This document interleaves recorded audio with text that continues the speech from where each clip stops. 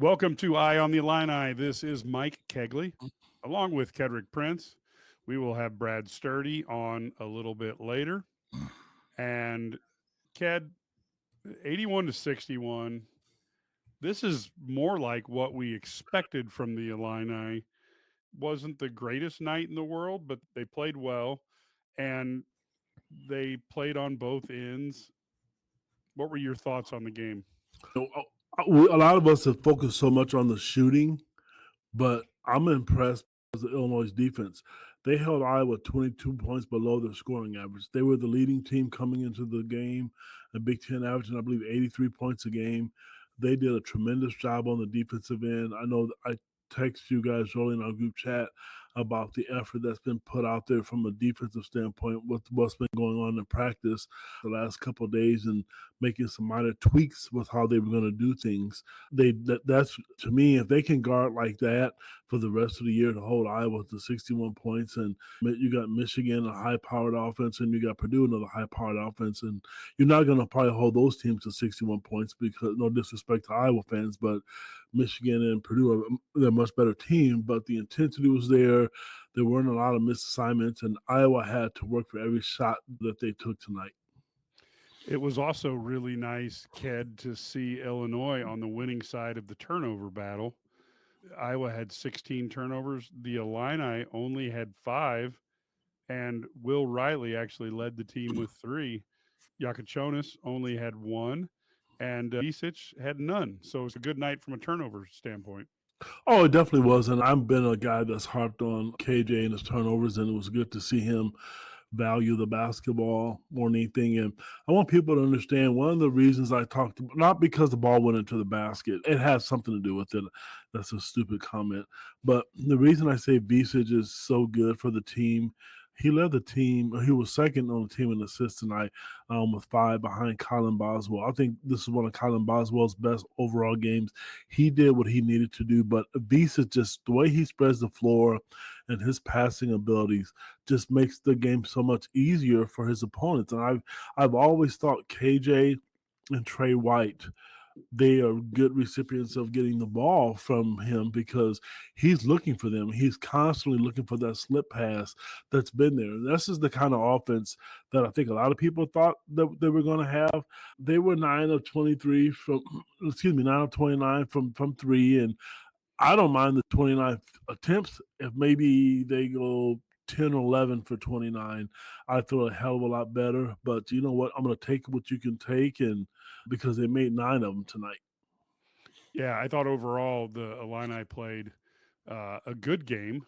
And I do think, though, let's go through some of the stats for the people who may not have it in front of them right now. But Kylan Boswell, of course, had 15 points. He also had four boards, seven assists, just one turnover. Will Riley, 15 points, seven boards, two assists, three turnovers. Ivisic had 22 points, four boards, five assists, no turnovers. Trey White was at 14 points with two rebounds, and he did have a little bit of foul trouble along with Yakachonis, who had 9 points, seven boards, three assists, and four fouls, only one turnover. Gibbs Lawhorn didn't score today. Rickhouse was 2 for 2 from the three and had 6 points. And I thought he was much more effective with three rebounds in 14 minutes. That is the type of play that you'd like to see from him. And Jake Davis didn't have any points. A couple statistics: Illinois shot 51% from the field. Of course, you saw Iowa at 42%. Iowa was 33% from the three. Illinois was 31 from the free throw line, 78% for Iowa, 67 for Illinois. I thought this was one of the best refereed games we've seen in quite some time. We didn't have the whistles blowing, interfering the game every 3 seconds.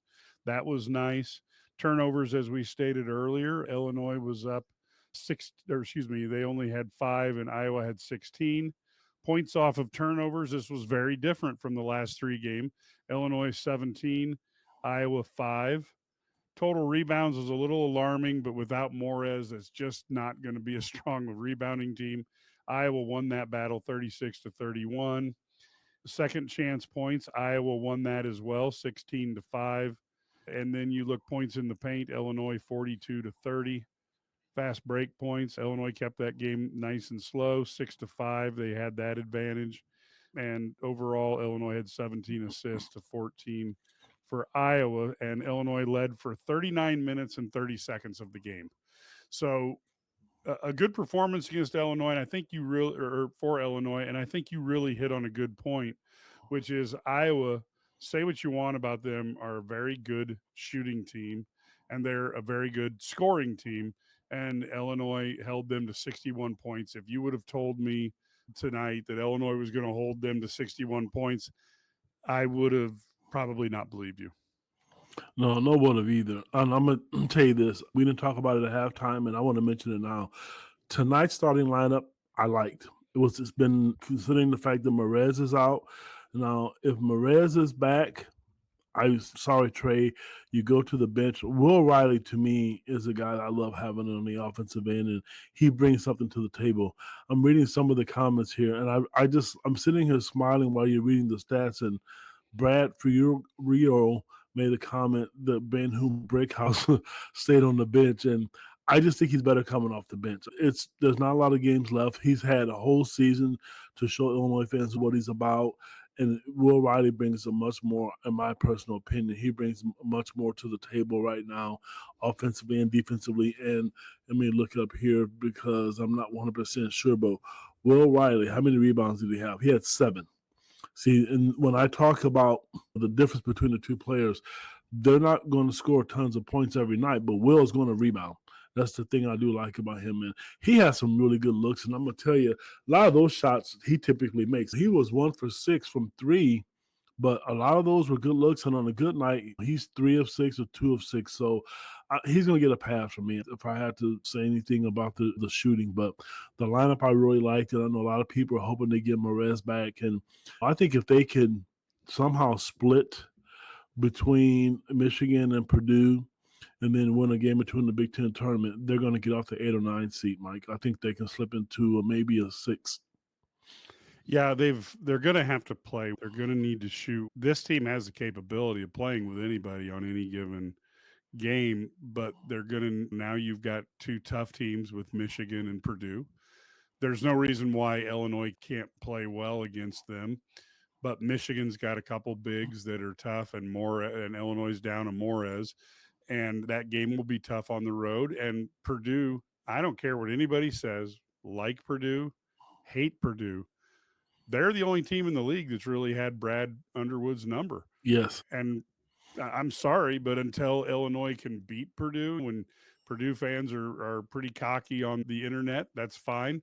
They've won a lot of titles the last 5 years, and they have generally got the better of Illinois. But there's no giant in the middle for them anymore. So it will be very interesting to see what Brad Underwood and the Illini have in store for them. But first up is Sunday, 2:45 Central on CBS, Illinois versus Michigan. This is also an important game, Ked. You do recruiting. You eat, drink, and sleep recruiting. Being on CBS, the national game, Illinois had a couple rough national games in the last few weeks. They really need a good one for the folks across America. They do, Mike. They need a good showing on CBS, and the better teams. Our colleague Larry Smith has always talked about CBS games and what they mean. And I remember a couple years ago, Illinois played Ohio State when they had Io and Kofi and that group. But if you get a chance to play on CBS, you have to perform. And I think when they played Michigan State was the last time, I believe, I could be wrong, when they were on CBS, when they were up in East Lansing. The last Friday they were on FS1, last Saturday, and they peed on their legs. So this is another big stage game. If I had to pick and choose, I mean, one, I would like to see them win both games, don't get me wrong. But if I had to pick and choose, Mike, I'm on your side. I know Illinois is on Michigan when Juwan Howard was there. That's all great and dandy. But if I had to pick and choose, I want to be Purdue. And you're right, their fans are really chirpy. And that was one fan base. When I saw it, I just ignored it. Now this year's Michigan State. But they have done really well against Illinois in the last few years. But you're right, they've had some really big guys in the middle. Illinois had this year too, but Illinois was great last year, and they came to Champaign and they beat Illinois. So if I had the last two games, Purdue would be the team that I want to beat just because they've dominated Illinois for so long. Yeah, Illinois has, and of course, as we look at things during the game, one of the things that has come up a couple times in the notes, and just came up actually as I was going to say something about it. I really Again. think the Humrick House hate I think is largely misplaced. I think he has been asked to do more than what he is capable of. And I thought we saw tonight, if he was playing 15 minutes a game, I think he would be a fan favorite because he would come in and do like he did now. Instead, he's been playing 32, 33, 35 minutes a game. And in that time, you get a little bit overexposed. People see what you can and can't do. And I think in this type of thing, he can go in and get to play to his strengths. And I think I don't think he's a different player. I just think the utilization of him puts him in a better place where he can succeed. And that's ultimately what Brad Underwood's job is, to analyze his players' abilities and put them in a place where they can succeed. I have a kind of a different opinion. I guess to me, he's right where he needs to be. Being negative is probably harsh, and I don't think we don't want to see that happen to anybody.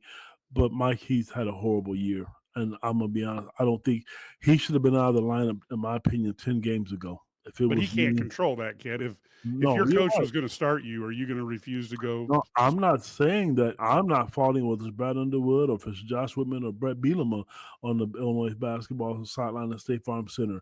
Whoever's making the decision, he should have been sitting. He doesn't right now. I think, and you're right. I think he's asked to do things that he couldn't do. And the one job he had was to shoot the basketball.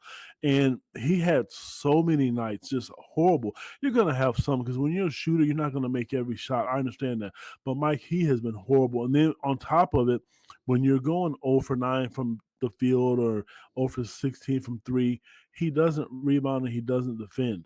That's the other thing. And defense is tough because, like we talked about last week on the podcast against Duke, you said Cooper Flagg was dribbling the basketball on the court. I didn't remember who the player was, but I literally saw him run right by Ben Humrick House because he's not athletic enough. So if he's not athletic enough, he doesn't deserve 30 minutes a game. You know what he did tonight? He seemed much more comfortable. And I want to put this out there. Now, one of the reasons I think he started as long as he did, every kid is different. And some of the coaches are fully aware how kids handle things. And he's a nice kid, number one. So I want to get that out there. And I'm not saying every kid is nice because they're not. He is truly a good kid. And I think they kept him in the lineup because it would have affected him mentally. He's just one of those guys where he's sensitive to a lot of things and he's into his faith, which I applaud him for.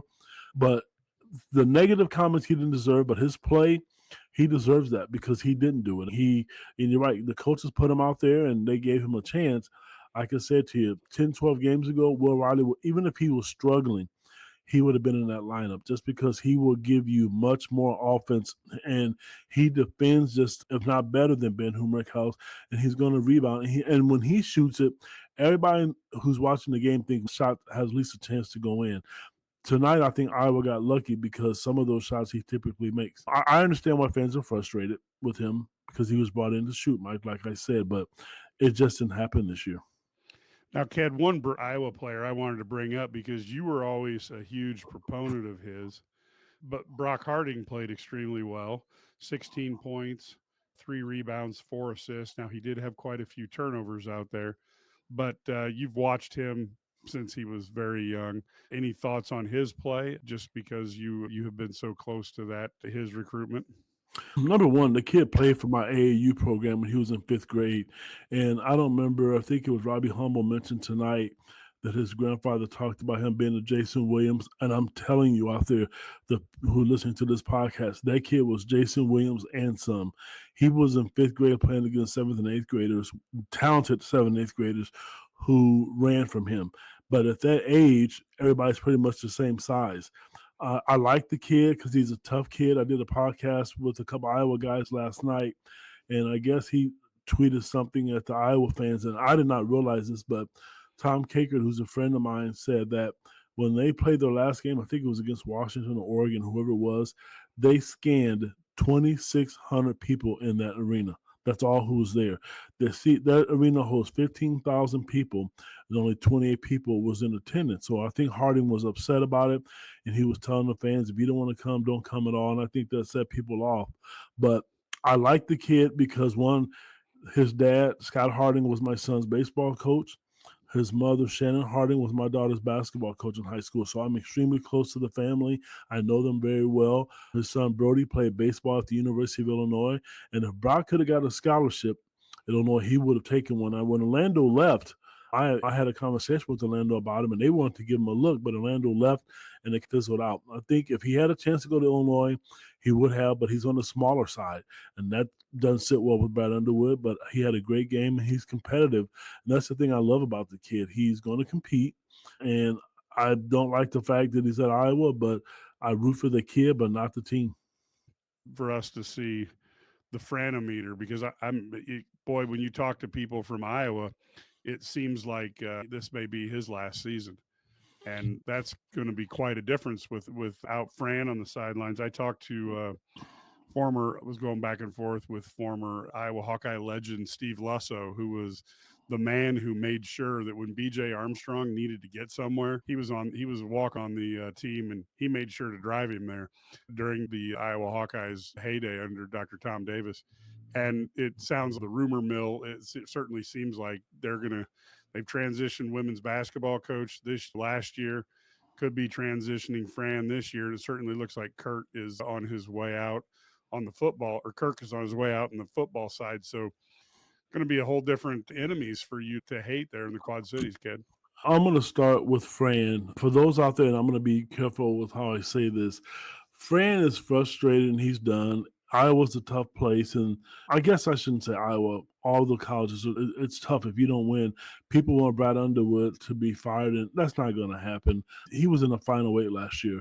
And I mentioned it's the ticket sales. If you're the athletic director and only 2,600 people entered the arena, that's a red flag, number one. But his son, Fran's youngest son, had a really bad accident, and you can Google it for yourself, and it went south, and it went really bad. And fans can be tough. There was friends having a hard time dealing with the way people were treating him and his family, which is one of the reasons why he didn't commit to Iowa.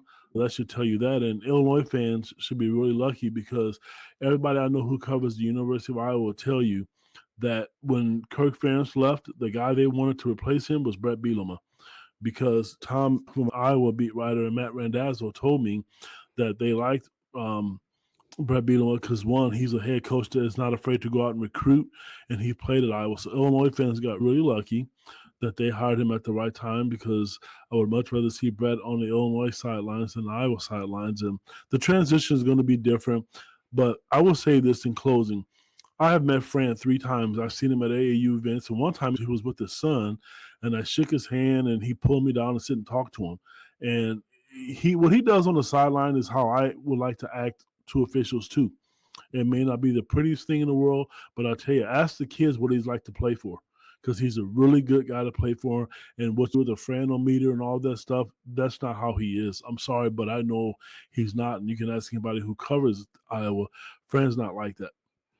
Yeah, the Franometer is so funny that I don't necessarily care that he's not exactly like it, because it is really funny. So I do enjoy that. So going out, Ked, and looking at what we saw here today, I thought it was nice to see Trey White play with some confidence again, and I thought that was great because they're gonna need contributions from all these guys when it comes time to play, especially when you're looking at Purdue, Michigan, and then the Big Ten tournament. I don't want to be a Debbie Downer. I use that word every podcast. I should probably come up with a different cliche, but this season has been tough. They have to prove it to me at this point. I want to see them go out, and I want to see them go out and compete in Ann Arbor. I want to see them get Matt Painter's crew at home and win. We've all heard about how good they're supposed to be. It's time now. There's nothing else you can do. They can tighten up how their defense assignments, whether we drop coverage, get out of drop coverage, whatever the case may be. I understand that, but right now it's what it's going to be. So I want to see them go out and win. And you mentioned Trey White is good when Ivica is good. Mike, we've said that a million times because he's looking to cut. And once you see a couple of shots go down, we talked about getting a couple easy baskets. The rim becomes bigger and it becomes contagious. They all started look like the shots were going to go in, and then he knocks down one, and then KJ knocks down one. So I liked having Trey White out there, but you can't have a Trey White good tonight and then you don't see him play well for another 4 or 5 games. That I don't want to see. He's a junior. He needs to be more consistent. All of them. They just at this stage of the season, and all the guys, they're no longer freshmen. They're sophomores. Yeah, and I thought it was great to see Riley play well. And I'll be honest with you, Boswell made a couple really nice layups. I think he only had one layup that he missed inside. KJ had two, but I felt like they were going to the rim with some sense of purpose as opposed to trying to avoid do that leaning back crap and all that. So I thought that helped the Illini on the inside against Iowa. He looked really physical. Somebody made a comment. He looked like a linebacker playing basketball. He looked physical, and he looked as though he didn't shy away from contact, and he shouldn't because he's a good free throw shooter. I don't know. I hope that this can resonate with him when he can figure this out and be the guy that they thought that they had when they recruited him. What was he from three tonight? He was 1 for 4 from three. Two of those were just horrible shots because the shot clock was running down in defense of him. But I don't believe it. I think that's bad when you count those. Brandon Lampe just mentioned here, Boswell just saw physical at Iowa. He really did. He took it to the guards and took it to the wings, and they bounced off him, and he didn't avoid contact. See, those are the things that I think we've been looking for all year. Visa's playing that way. Trey White playing that way. You didn't have a great offensive night from KJ, and you're still missing Morez. This is a team that people thought, and somebody made a comment earlier about how good this team can shoot in practice. I don't blame that fan for saying that because practice is different than games, and we've all seen it in practice, and I don't blame you. And I don't understand it. I couldn't put a finger on why this team can't shoot the ball. And if you go watch them shoot it before a game, and if you get there early enough, they don't miss. But as soon as the game starts, it's a totally different game. Yeah, they need a beta blocker to take the edge off snipers use and what some doctors use in surgery. But hey, there we are. And the funny thing is there is a tendency to just poo Iowa and say it was Iowa, but this is an Iowa team that say what you want about them, pretty accomplished on the offensive end of the floor, and Illinois gave them arguably their worst night of the season. You when you can stop a team that's a good scoring team, you take it when you can. Now the Illini are going to have to shift gears and go against what I think is the worst matchup for them in the league right now, which is Michigan with the two bigs and Illinois being minus Morez. So this is going to be a gut check time for them. As much as they've gained their confidence, they are going to need to, as you said, play consistent to go up to Ann Arbor and have a shot at coming out with a victory. I'm going to put Will Riley on the spot. He needs to play well Sunday. Wolf is a tough matchup. And that's the guy, even with Morez playing, a guy that I was concerned about. The two bigs equal each other out with Morez and Michigan's big guys. But Illinois fans need Will Riley to step up because if he's knocking down threes and he's able to get by Wolf, because he's just crafty. He really is. And Golden is just tough. They're big guys and they're strong, and that's Ibiza can't get in foul trouble because there's no depth there. Because if you look at the bench, when Ibiza took a break, they put in the famous Ben Humrickhouse, and he's not a great defensive player. So avoiding foul trouble is huge, and I think Will Riley has to be special. Think about Michigan too; they play fast. They really, when Amari gets up and down the floor, he looks like a totally different player in this new system. It's not going to be easy, but they played a tough enough schedule to where there should be no place that they can go to or anybody that they've seen that's going to intimidate them. Because with who they play from Tennessee to Arkansas and Alabama, they should be prepared for this. Yeah, and that's what we hope to see because certainly this Michigan team is an interesting one. They've certainly got a lot of talent. And the one thing that this Michigan team has done largely throughout the season is they have beat the teams that they're supposed to beat. Mhm. The notable exceptions are Arkansas who I just don't think they weren't playing particularly great at that time of the year, and they beat Michigan, and of course Oklahoma, who has since really been taken down a notch in the SEC, beat Michigan, and the inexplainable loss to Minnesota is the one that stands out. So it's not like this team is invincible. Illinois just needs to go out and play a good game. Additionally, Illinois will have a couple days of rest that Michigan won't have because they're not playing Rutgers until Thursday night. So Illinois has a couple extra days rest. Maybe that is also a benefit to the Illini. Oh, it is. And the thing, I heard a statistic today. I know Michigan turns the ball over a lot, but I think they've won 10 games this year. I don't have the schedule in front of me that were 4 points or less. I think that's a record. So they do let you back in the games, but Illinois has to take advantage of that. If that is the case on Sunday when they play them, it's a big game. And can you imagine if they went to Ann Arbor and won and they beat Purdue? And it's very possible, not saying it's going to. Again, they have to prove to me that they can do it. I think the Duke loss is going to sting for years, but I think some of those other horrible losses that they've had, you can erase some of those. Yeah, the Duke loss is just one that unfortunately, when you lose the biggest game in the by the biggest margin in the history of the program, that's going to be a smell that's hard to get off you. It's like having a skunk hit you. You got to get into a bathtub of tomato juice or something to get it off. Mhm. And I just think that there's something they're going to have to live down. And if you want something to motivate yourself when you're playing other teams, it's I'm not going to feel that again.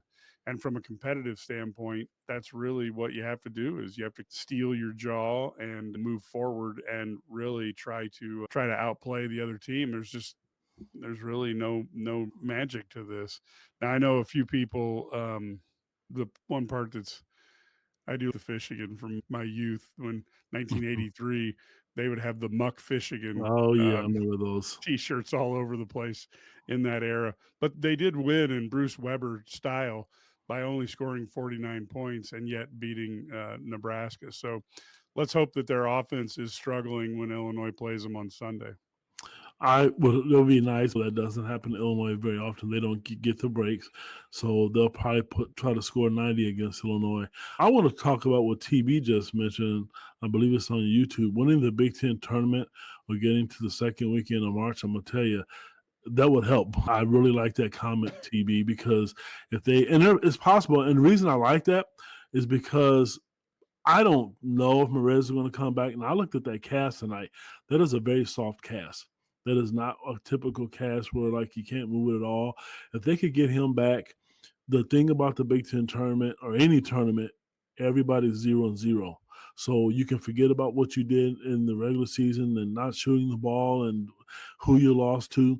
You have a chance to come out to prove yourself and how good you really are and on a neutral court. So I do that comment from TB because it would be nice, even if they got to a championship game or second round semifinals, I would be okay with that just because they're going to need that just for seeding purposes. Right now, it's about seeding for me. I don't want to see an 8-9 matchup. I just don't because that's just going to put a bitter taste and taste of the lemon in fans' mouth because this team, they haven't been healthy. I don't think personally, and I'm really sorry they're good enough to be the number one seed right now. So I would love to avoid that if possible. Yeah, and like I said, this season's a challenge. Brad Underwood talked a lot about being old and staying old, and unfortunately, in the portal, he wasn't able to get that seasoned leader. And then when you had Ty Rodgers step away right before the season, I think that was probably part of that older leadership that you need out on the court. And while this team has some guys who may not be necessarily young, there was almost zero Big Ten experience, and that's a tough road to hoe. Additionally, I guess when I looked at tonight's game, we talked about Trey White a little bit, and I thought Tomislav looked healthy for the first time since, But gosh, you know what? Indiana. It was Indiana back before the Michigan State game. Mike, you just mentioned injuries, and I just saw a quote from Brad Underwood. He is tired of talking about illnesses. I understand, and when he says some of the things that he says, I love it because he said he doesn't read the Twitter and message boards. He has to. A lot of people were critical of him because of injuries. I don't see the problem with it. When you have kids that are sick, you had a Visage drive up in the car with the coach because he wasn't able to ride along with the team to get on the plane. That what matters. And I know he doesn't want to seem as a guy who's crying, but right now your starting power forward is out. So it does matter. If you took Wolf off Michigan, it's going to be different. If you took Dix off Iowa, it's going to be different. They're not. It's not that you're crying, but it is a part of the game. And he made the comment. He's done talking about it. He's sick of talking about it because there's nothing you can do at this point right now. You just got to get hope. Right now, you got to get lucky enough, and you got to hope that you can make some shots and be the team that everybody thinks. And Brandon, you're right. A 6 seed would be great to me at this point. Yeah, yeah, you've played yourself into a little bit of a hole. At the same time, people talk about like the worst moments for the program. I still think, and this is old guy standpoint, I still think there's nothing as bad as Austin P in the NCAA when you have Dick Vitale on before the game saying that if it's impossible Illinois loses this game. If he does, he'll stand on his head at center court. And then Illinois loses to Austin P, which was most confounding loss of my life as an Illini fan. And you had to watch that. And then next year, of course, all the big stuff is freaking Vital kept his word, and then we had to watch him 6 months later. Or 8 months later, you had to relive it as they showed all the highlights before he went out onto center court and stood on his head. Those are, I know people. The Duke game was bad. Don't get me wrong, but I still go back to that Austin P loss that Illinois was so much better than, and that definitely is bad. And then the one thing, this is totally true right here, is the tourney is total crapshoot because it's single elimination, so anything can happen, and the matchups are so critical. If Illinois gets in the wrong bracket, you can literally go, "Oh, we're out of here."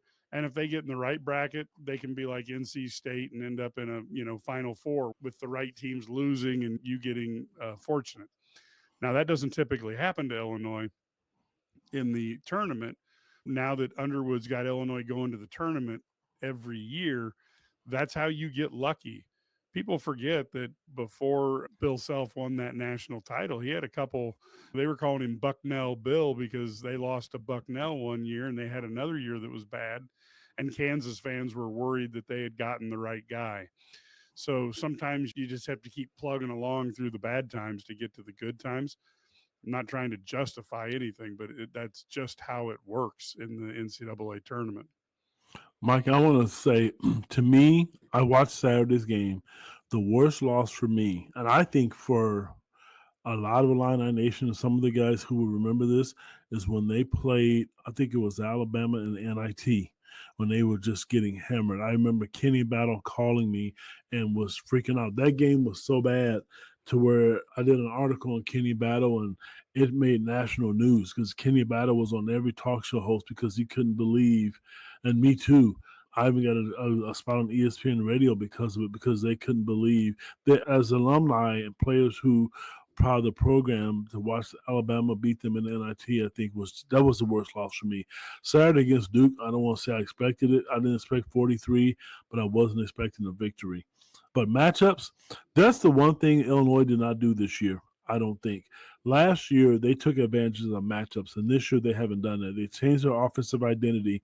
They made people pay, whether it was Quincy Guerriere or Marcus Domask, and people who they could over and out physicalize, they did that. This year, they're not doing that, and I wish they would have, because if you can take advantage of mismatches, and again, it makes it tough on teams. And last, you talk about seeding. If Illinois doesn't run into UConn, I don't know if they get to a Final Four, but I think the chances are a hell of a lot better. So getting on the right side of the bracket and who you play makes all the difference in the world. I do think some teams are probably fair Illinois because they're capable of beating anybody, but again, they have to prove it. Yeah, and I'll be honest with you, I'm gonna, and as much as we all joke about playing the numbers is not the way to coach, I would definitely, if I was a opposing coach, I would definitely make as many 3-point shots available to the Illini, and I'm gonna bet on they're gonna shoot 23% or something, and I'm going to be able to get enough fast breaks off of those misses that I'm going to win the game.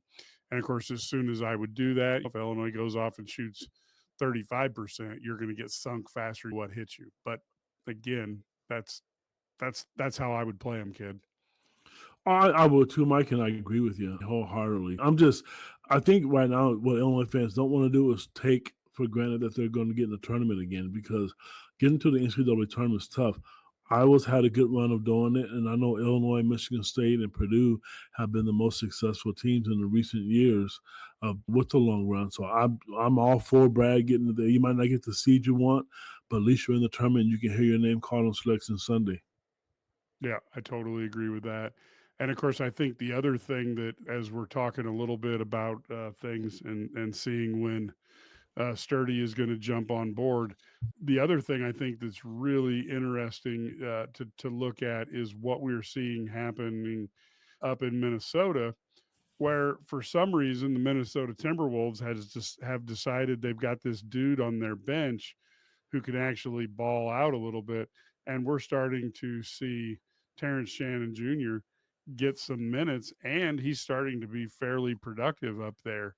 I thought it was very encouraging to see that. We've watched Io fight to get himself more playing time with the Bulls and fight through a lot of resistance, etc. And I look and see what's going on with Terrence Shannon Jr. and now he didn't play the last game here, but boy, before that, he was getting some time. And let's hope that the coach could wakes up and smells the coffee and gives him more opportunities because you've got a player there who knows how to play basketball and knows how to undertake and deal with stress extremely well. I think the reason you're seeing him get more minutes, I think Minnesota has injuries, but I think Yeah. not the coaches, but the management. Look, he's 23. He's not 19. This kid's in his prime. He's older. He's bigger. He's stronger. Start playing him. But to be honest with you, Brandon said he was surprised that Rob Dillingham was getting more tick. The reason I don't watch NBA is, and I want to comment on this. I wrote an article today about NIL money, and everybody thought that it was just directed at Illinois. I want to clear the air. The parent that called me, her son is in the NCAA, excuse me, in the ACC right now, and I'm saying that because it's very political. It is what it is, and like when you are shocked that he's getting more tick than Terrence Shannon, is because he was a higher draft pick. Even if the kids don't play, scouts will even tell you. I've had scouts because that's why I don't watch NBA. I'm not a fan of it. NIL is souring me. So you read my article on Twitter, it's not because somebody was nice enough to say, hey, kid, you're an Illinois guy. This is not cool to say about Illinois kids. It wasn't about Illinois kids. Steve Bartle made the comment about what's going on in Indiana because Mike Woodson told the company line and playing kids because how much money they made. And once he knew he wasn't coming back, he started playing the kids who deserved to be on the court. And now they're winning a little bit. So again, that had nothing to do with Illinois. I would never, that's committing journalism suicide to sit there and put that and make people think that was Illinois because I know the Illinois coaches read just like everybody else. So that wasn't directed at Illinois. But the Rob Dillingham comment, I know 2 games ago, I think it was Oklahoma. The coach got really mad because Rob took a bunch of bad shots. But Terrence is Terrence. He's quiet. He's waiting his turn. But I do know the upper management got frustrated and said, listen, we got to start playing this kid because he's 23. Like I said, he's not 19 or 18 years old, and he's physically able to go out there and compete. Once he starts knocking down a lot of three-pointers, you're going to see some 25, 26 points games from Terrence. You could see the last game against Oklahoma State. He ended up with 29 minutes and ended up with 17 points and 10 rebounds. So you give that guy a double and you start seeing that there's a world of opportunity and he is athletic enough to play with anybody. He may not have quite the side to side movement of some people, but boy, it's not like he isn't quick side to side and his straight line speed. I've always thought it might be interesting to see who could win in a race, Io or Terrence. It'd be fun to see which person was best. My money's going on Terrence. That dude is different, man. Iowa was quick. Terrence is just different. I don't know. Io went down on some of those fast breaks. Both of them are just amazing. You got to even guys like Eddie Johnson and those guys. And now we're taking a trip down memory lane. Yes, if Bill Self would have stayed at Illinois, we definitely probably would have won a national title if Bobby Knight and Digger Phelps hadn't, and along with Bruce Pearl, hadn't put that crap together against Lou Henson. We definitely would have got one because guys like Juwan Howard would have ended up at Illinois. Conzo Martin. Yeah, Conzo Martin, hell, even Shaq was looking at Illinois at that point. There would have been a ton of opportunities there that Illinois got. And people forget, again, I don't know how old St. Dominic's Rosary is, but you got to go back to that 83 team with Ephraim Winters that had to go to the final, to the game to go to the Final Four against Kentucky was at Kentucky. So, hey, folks, we are going to get Brad. Brad Sturdy is going to be here. We're going to take a real quick commercial break as Brad gets ready to go on, and then we'll be back in 30 seconds. This is the run my own business dream. This is the colleges paid for dream. This is the retire early dream. This is Busey, where your dreams and possibilities become moments through trusted guidance and expertise, through lifelong relationships. Because we're here to help you achieve the life you've always envisioned. Okay, we're back, and look at this. Brad Sturdy is here. Brad, you were there. What are your thoughts on tonight's game coming out of that, especially after talking to the coaches and players? Yeah, that was pretty good. Pretty impressive defensively, what they were able to do against an Iowa team that's the lowest point total for Iowa this season. And they really just controlled the tempo, contained Sanford and Dix, those are guys who can score. They run a lot of actions to get through there. I know Fran thought they were a little too physical with them and different things, but I thought Illinois was great. Played physical defense without fouling. They did a great job getting to the paint on offense. They changed. We've been talking about adjustments for I don't know how long. We always talk about defensive adjustments. Underwood focused on that in the post game a little bit. So Kylan Boswell. It was little things like getting in the gaps, stunting, showing help, and then recovering and getting back. And there were a couple times where there was a play. There were multiple plays where they were soft hedging against that screen too, which takes away that drop coverage. And it makes it harder for that guy to score, and you got to rotate a little bit behind, but much better defensive. And I think that Iowa had to repeatedly, Fran called timeout early because they were guarding different than they'd ever seen them guard. And so they were expecting to drop coverage, and they thought they would get that little 15-17 pull up all night, and then they didn't. And so I think that was huge. And the other part is, there was a play like when you start stunting and doing things differently, try and show different things, getting in gaps, things like there was a play at the end where Hummerkaus stepped in front of a pass and caught it. And it was it didn't seem like a big deal, but it was that wouldn't have happened before because he would have been standing in the middle of the paint or whatever. And they actually talked about how they're not going to use him to be the guy that dorks people and doesn't guard people. They're going to do things differently. And whether it's gaps, getting in gaps or hedging or stunting or whatever it is, varying your defense makes it so much better. But I know they think they finished 9 of 29 from three, but 2 of those were half quarters, basically, that didn't matter. So they were 9 of 27 from three. It's a lot of threes, but not a crazy number. And they shot the ball well from 2, got downhill, got to the rim. Boswell, talk about Boswell's defense on Sanford, but also his offense was good, getting downhill. Ivasic was fantastic. Offensively, just really difficult guy to guard for Iowa. And I'll be honest with you, I thought Kasparas was really good. And I think when they watch the film, he's going to look really good because he made some passes. Guys missed shots occasionally, but he was really in control, could basically get wherever he wanted to on the floor. I thought he looked really good. And maybe it's Iowa's defense, which is not good. But the other thing is Iowa's offense is good, so to hold them 61 points is really impressive. Yeah, that was my thought, that the Iowa defense, it's optional, but the Iowa offense has been lethal, and to shut them down is a real challenge.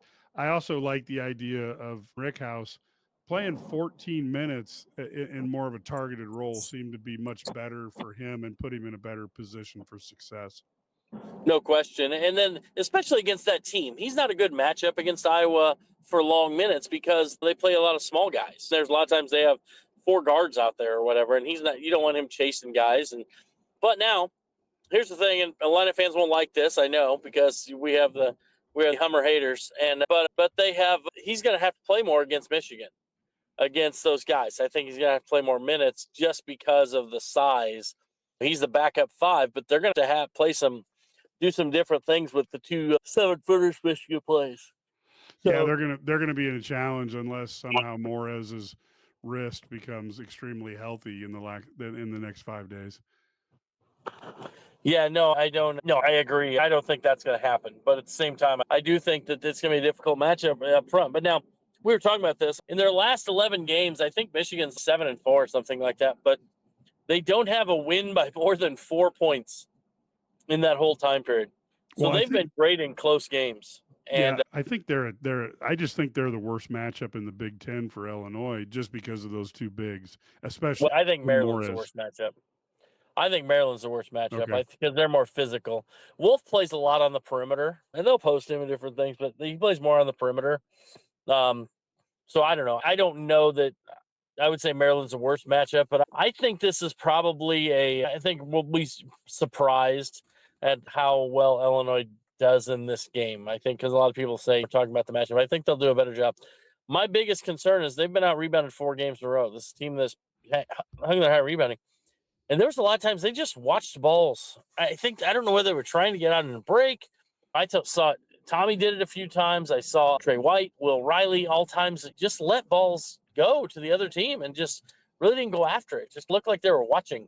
So that was frustrating a little bit tonight. I think that's the only downs thing. The negative tonight was Iowa's not a great rebounding team, and they really they dominated Illinois in the glass a little bit and second chance points and different things. Against Michigan, it's obviously going to be harder because of that size. So they're going to have to do a better job of rebounding. And that's my biggest issue with this team against Michigan. They have to rebound. They have to rebound, and I would love to see a 35 to 40% clip from the 3 would make me feel a lot better if I was going into that game. Yeah. No. Yeah, I think Michigan plays, they're obviously good. But again, they don't really blow people out. That hasn't been their way of playing. So I think that's where Illinois will have an opportunity to hang around and have a chance to win. And if they get hot, I think it was good that some confidence maybe with. I thought Boswell played well. KJ played well. I thought Humrickhouse had some really good things. Trey White, getting him back in a contributing role is huge. They basically played 8 guys, double-digit minutes or more, and tonight, so that was good to get a little depth going. But Under was very clear. They asked why he went with that lineup or why Will was in the starting lineup. He said because it was Iowa, the matchup. So I think that you're looking at where you can get a good matchup, and I think it's hard to find them here because I really don't want, you really don't want like Humrickhouse guarding one of those guys, but yet at the same time, you don't want Will Riley in foul trouble. You don't want Trey White guarding those bigger guys and much. So it's going to be tough. It's really tough, but I think Michigan plays through Wolf so much, but he's not like a mass. He's a good scorer, but that's not the biggest thing. A little bit like Ivasic with Illinois, he makes all those passes and they can play through any spaces of the floor and thing. I do think that they could probably match up. We were actually thinking that maybe if Wolf's going to be on the perimeter, you put Boswell on him and whenever they post him, you just double. That'd be an interesting way to come at him. I don't know if anybody's tried that and make it hard on him to handle the ball out on the perimeter where he likes to be.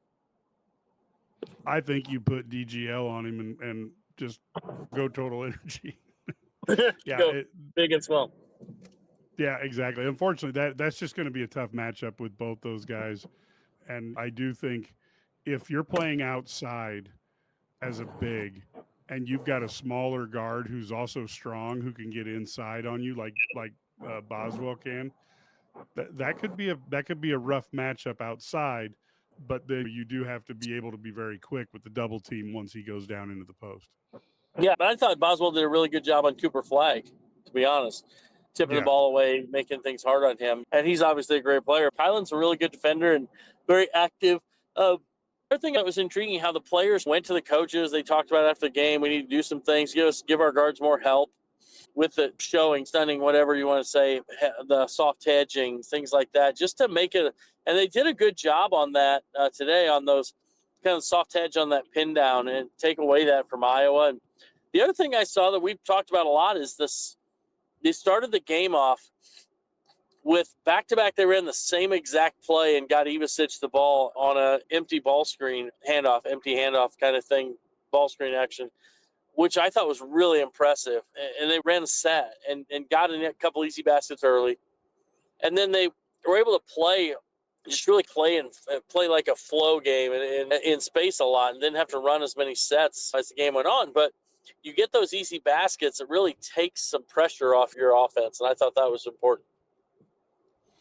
Yeah, I think that's right. And I think as I look at it, it was nice to see Riley play well. And I thought Trey White seemed to carry himself a little more confidence tonight. Yeah, I did too. The one guy who didn't really seem to have the confidence tonight was Draven. Draven Gibbs-Lawhorn didn't have the same bite or energy or kind of things. It was, I don't know, had a tough night, but you hope you're going to have bad games occasionally, or games where you're not locked in, who knows, but they're going to need him against Michigan and Purdue, especially against Purdue. They're going to need that guy and I expect him to have a big game against Purdue because he always wants to have a big game against Purdue. Yeah. And I think that game is shaping up to be a good one.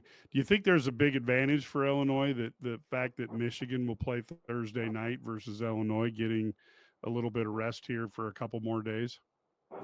Yeah, it's been like January 14th to 19th was the last time they had this much time off, and they get it twice in a row here. They get the 4 days off between games twice in a row. So this is really good. They probably needed that when everybody was dying and ill, but sometimes that's the way it works. Sometimes you don't get the time off when you need it. So you got to play a schedule that's in front of you. So, but yeah, it seems like they're getting healthy. Whereas they're still talking Big Ten tournament potentially. So if you start getting these guys, if you split these two games, you get healthy, you work on some things, you make some adjustments, and you can get a split out of Michigan, Purdue, and that's a good finish. Maybe not the finish we expected or wanted, but still, you're an NCAA lock now. Getting there a win, and you're in a really good spot, and just go from there to get where you want to be in the Big Ten tournament too. And then go from there and maybe you make a run. I do think they're a team that can make a run in the Big Ten tournament. There's no team in the Big Ten that is like scary. There's no Auburn. There's no Duke. Yeah, there's no. So I don't know. I think they can make a run but you're going to have to play well to do that. Yeah, there's no version of Ohio State in football out here. Any Exactly. final thoughts, Brad? As I don't want you to fall asleep while driving, but is there any other final thoughts that come to mind as you are leaving the stadium and heading out towards your stately, sturdy manor? Yeah, I would say that the biggest thing is that you saw adjustments. So people been clamoring for adjustments. We saw them tonight. A lot of the things we've been talking about, and I think that was impressive. I think it was good. And pick it up on 2 days. Go from Wednesday to Tuesday. Underwood said they've been planning to do this. So I'd look for some more things. I know they've been trying some different things, and this was just an extremely positive night. And it was a much needed positive night for them. And everything that you want is still in front of you if you're an Illinois basketball player or coach or fan. And this is so now they just got to take care of business and keep getting better over the next few weeks. They're healthy. Have 3 good days of practice. They'll probably take a day off this week as well, going into Sunday. But yeah, and get that win at Michigan, and then maybe you beat Purdue, and now you're feeling really good about where you're at heading into the Big Ten tournament and the NCAA tournament. Yeah, totally agree. I got to say, by the way, they're at NCAA lock now. They're getting in. I can't say what their seed's going to be, but with their quad 1 wins and quad 2 wins, with the 18 wins, the worst case scenario is they're 18-14. And with their wins, that's an NCAA lock. So they're in. We don't have to sweat as much now. Good. That makes it a little bit better. We appreciate you going to the game and giving us your rundown here. Of course, we appreciate Ked coming on. If you like what you saw, folks, IlliniGuys.com. You can go there and subscribe at 27 cents a day, $99 a year. That's what helps us finance being able to go cover the team. Obviously, we have our Illini Guys Sports Spectacular radio show that you can listen to. You can also listen to our podcast, Eye on the Illini, My Heat Checks and Hail Marys, Brad's Sturdy for 30, and Ked's Recruiting Roundup. And of course, we have our IlliniGuys YouTube channel. For those of you who are not too offended by our appearances, you can visually watch us. I'm not certain why anybody would want to do that, but we certainly welcome you to. We would love to see that. Any 5-star ratings you can give us for podcasts, or anytime you can share us on your social media, we certainly appreciate it. Folks, until next time, go Illini.